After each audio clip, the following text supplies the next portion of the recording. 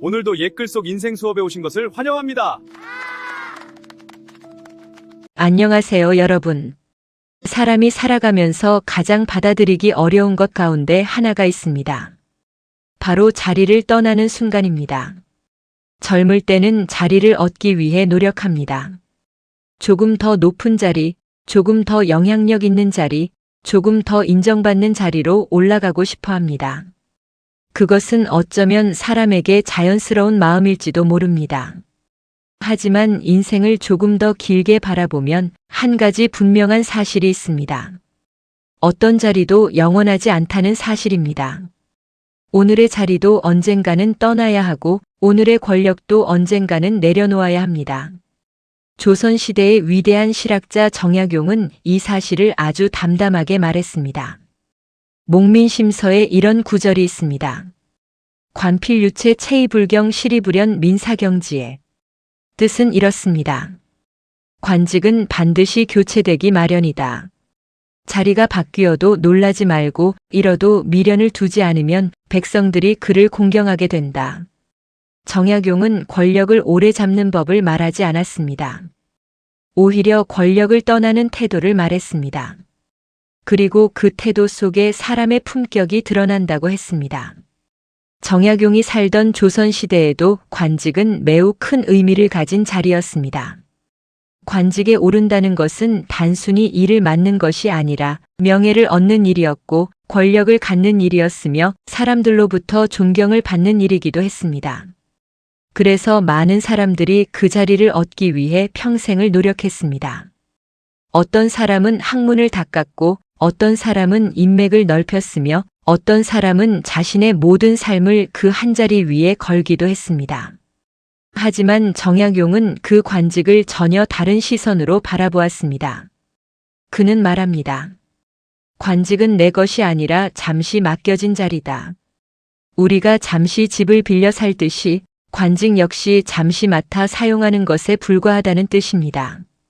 집을 빌려 살면서 그 집을 자기 것이라 착각하는 사람은 많지 않습니다. 언젠가는 떠나야 한다는 것을 알기 때문입니다. 그런데 이상하게도 사람들은 권력 앞에서는 그 사실을 잊어버립니다. 자리를 얻으면 그것이 영원할 것처럼 생각합니다. 그래서 그 자리를 지키기 위해 때로는 무리한 선택을 하기도 합니다. 그러나 정약용은 아주 담담하게 말합니다. 관직은 반드시 바뀐다. 이 말은 단순한 행정의 원칙이 아니라 삶의 태도에 대한 가르침이기도 합니다. 내가 지금 맡고 있는 자리도 언젠가는 다른 사람에게 넘어갈 것입니다. 그러니 그 자리에 있을 때 너무 교만할 필요도 없고 그 자리를 떠날 때 너무 놀랄 필요도 없다는 것입니다. 이렇게 생각하면 권력은 더 이상 욕심의 대상이 아니라 잠시 맡은 책임이 됩니다. 그리고 바로 그때 사람의 마음은 훨씬 더 자유로워집니다. 사람의 진짜 모습은 언제 드러날까요? 성공했을 때일까요? 아니면 권력을 잡았을 때일까요? 많은 사람들은 그렇게 생각합니다. 하지만 인생을 조금 더 오래 살아보면 그렇지 않다는 것을 알게 됩니다. 사람의 진짜 모습은 자리를 떠날 때 드러납니다. 자리를 얻었을 때는 누구나 기쁩니다. 칭찬을 받으면 누구나 겸손한 척할 수 있습니다. 권력이 있을 때는 누구나 좋은 말을 할 수 있습니다. 하지만 그 자리를 잃는 순간 그 사람의 진짜 마음이 드러납니다. 어떤 사람은 자리를 잃는 순간 분노합니다. 억울하다고 말합니다. 주변 사람들을 원망합니다. 왜 나를 밀어냈는가? 왜 나를 인정하지 않는가? 이런 말들이 입 밖으로 나오기 시작합니다. 그러면 그동안 쌓아왔던 명예도 한순간에 흐려집니다. 반대로 어떤 사람은 전혀 다른 모습을 보입니다. 자리를 떠나면서 조용히 이렇게 말합니다. 그동안 함께 해주셔서 감사합니다. 그리고 담담하게 자리를 내려놓습니다. 이 모습은 많은 사람들의 마음에 깊은 인상을 남깁니다. 신기하게도 사람들의 기억 속에는 권력을 오래 쥔 사람이 아니라 권력을 품격 있게 내려놓은 사람이 더 오래 남습니다. 그래서 정약용은 말했습니다. 자리를 떠날 때 놀라지 말고 잃어도 미련을 두지 말라고. 바로 그 순간에 사람의 품격이 드러나기 때문입니다. 조선시대 한 고을에 존경받던 군수가 있었습니다. 그 군수는 백성들의 삶을 진심으로 살폈습니다. 세금을 줄이고 백성들의 억울함을 풀어주며 고을의 삶을 조금씩 바꾸어 놓았습니다. 그래서 그 고을 사람들은 그를 무척 좋아했습니다. 하지만 임기가 끝나자 그는 조용히 떠날 준비를 했습니다. 백성들이 찾아와 이렇게 말했습니다. 조금만 더 계시면 안 되겠습니까? 그는 웃으며 말했습니다. 관직은 원래 오래 머무는 자리가 아닙니다. 그리고 마차를 타고 조용히 고을을 떠났습니다. 그가 떠난 뒤 사람들은 이렇게 말했습니다. 참으로 훌륭한 분이었다. 그리고 오랫동안 그를 기억했습니다. 그가 존경받은 이유는 잘 다스렸기 때문이기도 하지만 아름답게 떠났기 때문이었습니다. 하지만 세상에는 전혀 다른 모습도 있습니다. 자리를 잃을까 두려워 끝까지 붙잡으려는 사람들입니다. 권력이 조금만 흔들리면 마음이 불안해집니다. 후배를 믿지 못합니다. 주변 사람들을 경계하기 시작합니다. 그리고 점점 더 자리에 집착하게 됩니다. 그러다 보면 이상한 일이 벌어집니다. 사람들이 하나둘씩 그 사람 곁을 떠나기 시작합니다. 권력은 사람을 모이게 할 수 있지만 욕심은 사람을 떠나게 만들기 때문입니다. 그래서 정약용은 말했습니다. 잃어도 미련을 두지 말라. 이 말은 체념하라는 뜻이 아닙니다. 포기하라는 말도 아닙니다. 자리를 인생의 전부로 착각하지 말라는 뜻입니다. 자리는 인생의 일부일 뿐입니다. 내가 맡은 역할 가운데 하나일 뿐입니다. 그런데 그것을 자신의 존재와 동일하게 생각하면 자리를 잃는 순간 마치 인생 전체를 잃은 것처럼 느끼게 됩니다. 그래서 더 괴롭고 그래서 더 집착하게 됩니다. 하지만 자리를 잠시 맡은 책임이라고 생각하면 떠날 때도 훨씬 담담해집니다. 그리고 바로 그 태도가 사람들에게 더 큰 존경을 받게 만듭니다. 현대 사회에서도 비슷한 이야기가 있습니다. 한 공공기관의 기관장이 있었습니다. 그는 기관을 훌륭하게 이끌었습니다.